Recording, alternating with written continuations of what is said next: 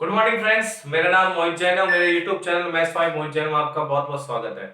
आज मैं आपके लिए लेकर आया हूं एडवांस का एक छोटा सा टॉपिक जो आपकी 7वीं क्लास की किताब में मिलता है, लेकिन हमारे आरआरबी, एनटीपीसी और ग्रुप डी के लिए बहुत इंपॉर्टेंट है। इसमें से काफी क्वेश्चन पूछे गए हैं। ठीक है, तो मैंने पिछले आपको एक टॉपिक पढ़ाया था, घुंडी समरूपता, सिमेट्रिक रोटेशन। आज मैं पढ़ाने वाला हूं आपको बच्चों रेखीय समरूपता, लीनियर सिमेट्री। ठीक है, आपको मैं आज पढ़ाने वाला हूँ रेखीय समरूपता। तो आप बोर्ड पे ध्यान रखें अपना, और इस टॉपिक को जरूर गहराई से पढ़ें। रेलवे वाले बच्चे, स्पेशली फॉर रेलवे, ये टॉपिक स्पेशली फॉर रेलवे के लिए ही है। ठीक है, तो एसएससी वाले बच्चे ध्यान ना दें, रेलवे वाले बच्चे इसमें सबसे ज्यादा ध्यान रखें, क्योंकि इसमें विगत वर्षों में आपके काफी क्वेश्चन पूछे गए थे। जैसे आरआरबी में बोलूं, एलपी टेक्नीशियन में, ठीक है, आपका क्या कहते हैं आरआरबी एनटीपीसी में, आरआरबी जेई में क्वेश्चन पूछे गए हैं, ग्रुप डी में भी काफी क्वेश्चन पूछे गए हैं। तो आप बोर्ड पे ध्यान रखें कि रेखीय समरूपता क्या होता है, कैसा होता है, क्या होता है, किस टाइप से सवाल पूछे जाएंगे एग्जाम में। ठीक है बच्चों, तो मैं स्टार्ट करता हूं कि रेखीय समरूपता क्या होती है। रेखीय समरूपता होती है कि काल्पनिक रेखा होती है जो किसी ऑब्जेक्ट के सेंटर से गुजारी जाती है। कहां से गुजारी जाती है? एक काल्पनिक रेखा होती है जो किसी भी वस्तु के सेंटर से गुजारी जाती है, और वह लाइन उसको दो बराबर भागों में बांटनी चाहिए। कितने बराबर भागों में? उस वस्तु को दो बराबर भागों में बांटनी चाहिए। अगर वो बांटती है तो जितनी लाइन हम उसमें खींच सकते हैं ऑब्जेक्ट में, या जितनी लाइन हम गुजार सकते हैं, वो उतनी ही उसकी क्या होती है? रेखीय समरूपता होती है। ठीक है, तो हम एक एग्जांपल लेते हैं समझने के लिए कि क्या होता है रेखीय समरूपता। बच्चों बोर्ड पे ध्यान रखें। जैसे बच्चों आप एक बार बताओ मुझे, जैसे 3 लिखा हुआ है 3 लिखा हुआ है, ये कोई वस्तु मान लेते हैं हम। अब इसके सेंटर से कोई हमें एक काल्पनिक रेखा खींचनी है, तो मैंने एक रेखा खींची, काल्पनिक रेखा, जो उसको दो बराबर भागों में बांटनी चाहिए। क्या बताओ 3 के दो बराबर भाग हो रहे हैं या नहीं हो रहे? बिल्कुल दो बराबर भाग हो रहे हैं। बिल्कुल सेंटर से निकाली हमने एक डॉट। ठीक है, अब मुझे बताओ, अब एक लाइन हमने खींच ली, अब बताओ कितनी और खींच सकता हूं? अगर आप ऐसे खींचोगे तो क्या दो बराबर भाग होंगे? क्या ये दोनों भाग बराबर है? नहीं है। मैं अलग से दिखाता हूं आपको। जैसे आपका ये 3 है, अगर जब आप इसको यहां से आपको बिल्कुल सेंटर से गुजारो, क्या इसके दो भाग हो रहे हैं बराबर? नहीं हो रहे। ये वाला भाग और ये वाला भाग बराबर है? नहीं है, बिल्कुल नहीं है। आकृति ही अलग अलग है। लेकिन जब हमने यहां से ऐसे गुजारा, हॉरिजॉन्टल लाइन खींची, हॉरिजॉन्टल मतलब क्षैतिज रेखा खींची, और ये होती है खड़ी ऊर्ध्वाधर रेखा। ठीक है बच्चों, जैसे मैंने इसके सेंटर से एक लाइन खींची, तो देखो ऊपर दो भाग हो गए, एक तो ऊपर वाला और एक नीचे वाला। अब आप देख रहे हैं कि दोनों भाग आपस में क्या है? बराबर है। ठीक है बच्चों, तो बताओ अगर आपसे पूछे 3 की रेखीय समरूपता क्या होगी? 3 की रेखीय समरूपता, तो आप बच्चों जवाब दोगे 1 होगी। कितनी होगी? 1, क्योंकि हमने केवल एक ही लाइन खींची है इसके लिए। और देखते हैं सॉरी देखिए बच्चों, जैसे आपके सामने मैंने बी लिख दिया। क्या लिख दिया? बी।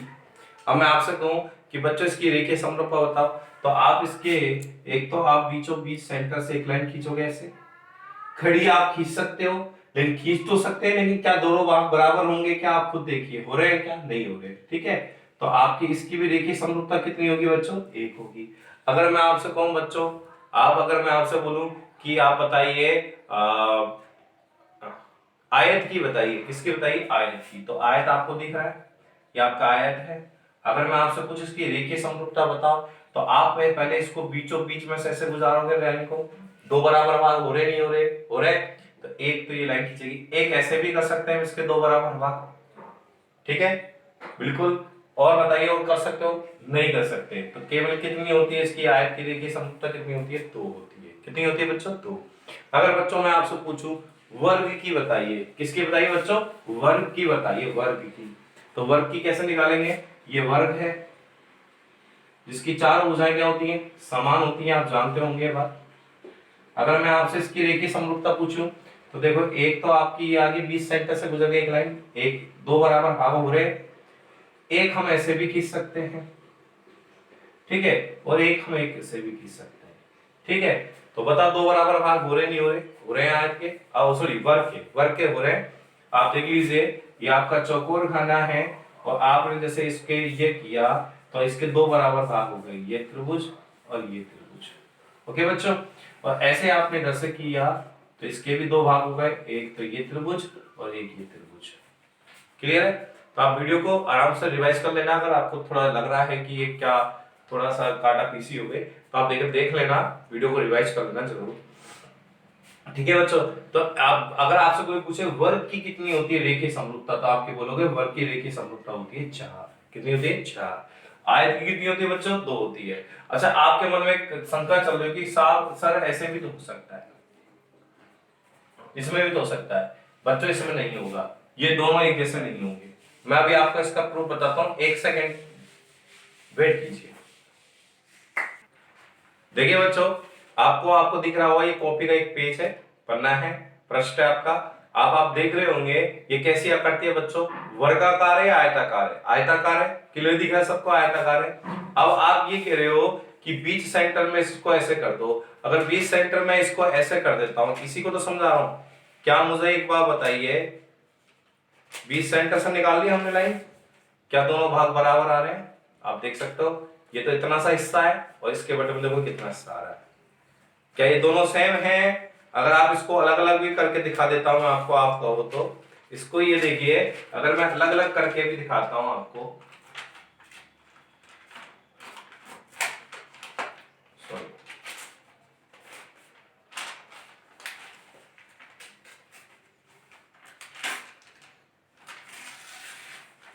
तो क्या ये दोनों भाग बराबर आ रहे हैं? नहीं आ रहे ना। तो मैंने आपको बताया था आयत के केवल कितने होंगे, एक तो ऐसे खड़ी लाइन और एक आपकी लेटी हुई लाइन, दो ही खींचेंगी, ऐसे नहीं खींच सकते। लेकिन हम वर्ग में खींच सकते हैं क्योंकि वर्ग एकदम चौकोर होता है चारों तरफ से। ठीक है बच्चों, आप बिट प्रैक्टिकल कर लेना। जैसे मैंने आपको आयत का बताया, आप एक कोई चौकोर चीज लेना, उसको बीच में से मोड़ना, तो आप देखोगे बिल्कुल दो बराबर भाग होंगे। ओके बच्चों, ठीक है, मैं नेक्स्ट पॉइंट देता हूं। देखिए बच्चों, अगला एग्जांपल लेते हैं हम व्रत का। अगर आपसे पूछे कि व्रत की रेखीय समरूपता क्या होती है, व्रत की, तो आप मुझे बताओ। मैंने आपसे क्या कहा, रेखीय समरूपता क्या होती है? कोई भी एक लाइन गुजारी है, कहां से गुजरेगी? वो सेंटर से गुजरनी चाहिए। सेंटर मतलब केंद्र से, ऐसे गुजरेगी। अब बताओ क्या इसके दो बराबर भाग हो रहे हैं? नहीं हो रहे? हो रहे। अगर आपने ऐसे खींची तो क्या इसके दो बराबर भाग हो रहे हैं? देखो आप, एक तो ये हो गया, एक ये हो गया।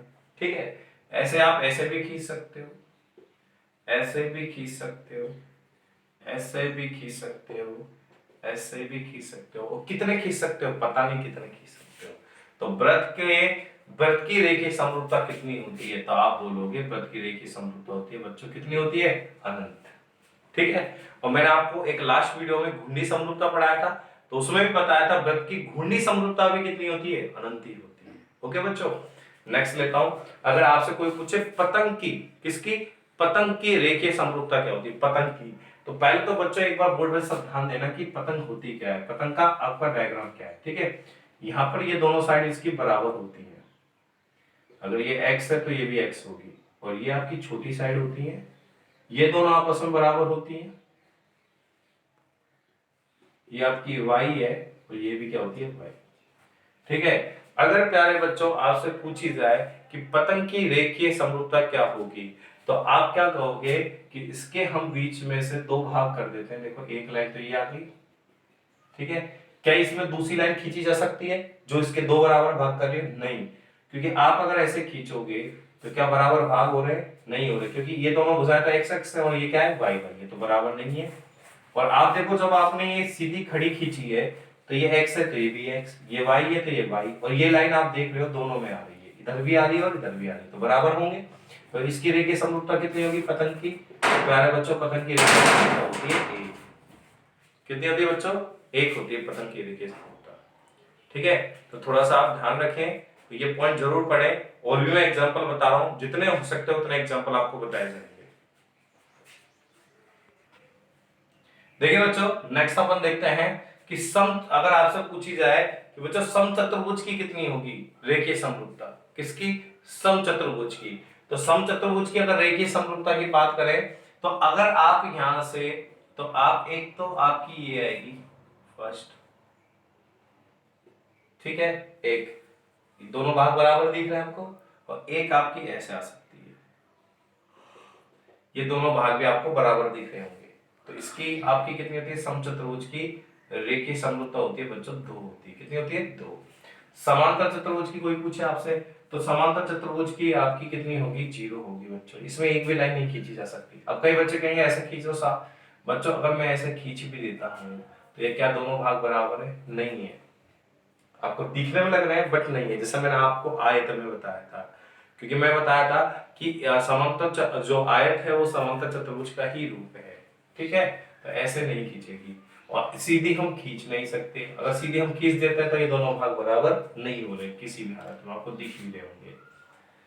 समलम चतुर्भुज की, तो बच्चों समलम चतुर्भुज में भी नहीं खींची जा सकती। इसकी भी देखिए समरूपता कितनी होती है, 0 होती है, ठीक है। यह है समलम समद्विबाहु, मतलब समलम भी है और सन में इसकी दो भुजाएं भी आपस में क्या है, बराबर। तो समलम समद्विबाहु इसमें कितनी होगी, तो आप देख रहे हो कि इसका अगर बीचों बीच में से मैं एक लाइन खींच देता हूं तो ये दोनों भाग आपस में क्या हो रहा है, बराबर दिख रहा है। आपको क्लियर दिख रहा है डायग्राम से। तो समलम समद्विबाहु की होती है कितनी, 1 होती है, ठीक है। ये कौन सा त्रिभुज दिख रहा है आपको, समबाहु त्रिभुज, जिसकी तीनों भुजाएं क्या है, बराबर है। अगर आपसे कहें कि इसकी आप बताइए रेखीय समरूपता कितनी होगी, तो आप देखो एक तो आप सेंटर से ऐसे खींच सकते हो, राइट। एक आप दोनों भाग सब बराबर दिख रहे हैं, ऐसे खींच सकते हो, ये दोनों भी दिख रहे हैं बराबर, और एक ऐसे खींच सकते हो, ठीक है बच्चों।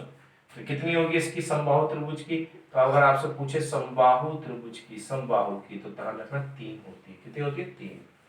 अब अगला पॉइंट आता है समद्विबाहु त्रिभुज। कौन सा त्रिभुज, समद्विबाहु। अगर बच्चों समद्विबाहु त्रिभुज की पूछी जाए आपसे, समद्विबाहु की, तो बच्चों इसकी रेखीय समरूपता पूछी जाए तो मैं देखो एक आपका ये खींच रहा हूं, एक तो आपको दिख रहा है ये दोनों बराबर दिख रहे हैं आपको, बट अगर मैं ऐसे खींचूं तो ये दोनों भाग बराबर नहीं होंगे। तो इसकी केवल कितनी होगी बच्चों, समद्विबाहु त्रिभुज की केवल कितनी होती है, 1 होती है, ठीक है। तो जहां तक मैं समझता हूं कि आपको ये पॉइंट समझ में आ गया होगा कि ये आपका कि समचतुर्भुज, समांतर, समलम, समलम समद्विबाहु, समबाहु और समद्विबाहु, ठीक है। और भी बहुत सारे एग्जांपल, आपको बहुत सारे एग्जांपल हैं, लेकिन आपको पता है कि पूरा कंटेंट पूरे एक एक एग्जांपल में बता नहीं सकता। मैंने आपको बस कंसेप्ट क्लियर किया कि रेखीय समरूपता होती क्या है। रेखीय समरूपता मैं वापस एक बार रिपीट कर रहा हूँ, क्या होता है। रेखीय समरूपता होती है कोई भी एक लाइन, कोई भी एक काल्पनिक रेखा जो किसी भी वस्तु के सेंटर से गुजरती है और उसके दो समान भाग कर देती है, समान भाग करनी चाहिए। तो जितनी लाइन आप खींच सकते हो उतनी ही उसकी क्या होती है, रेखीय समरूपता होती है उस डायग्राम की। जैसे समबाहु में कितनी खींची थी आपने, 3 खींची थी, तो समबाहु त्रिभुज की 3 होगी, ठीक है। तो इसी के साथ मैं अपनी वाणी को विराम देता हूं, फिर अपन मिलते हैं नेक्स्ट वीडियो में। अगर अच्छा लगे तो वीडियो को लाइक शेयर करना ना भूलें और चैनल को सब्सक्राइब करें ताकि आपको नए नए कंसेप्ट मिलते रहे।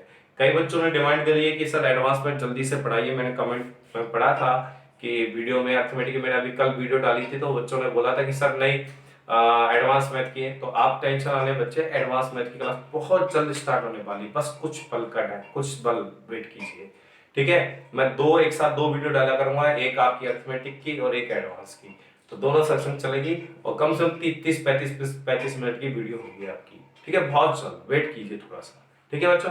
मिलते हैं नेक्स्ट वीडियो में।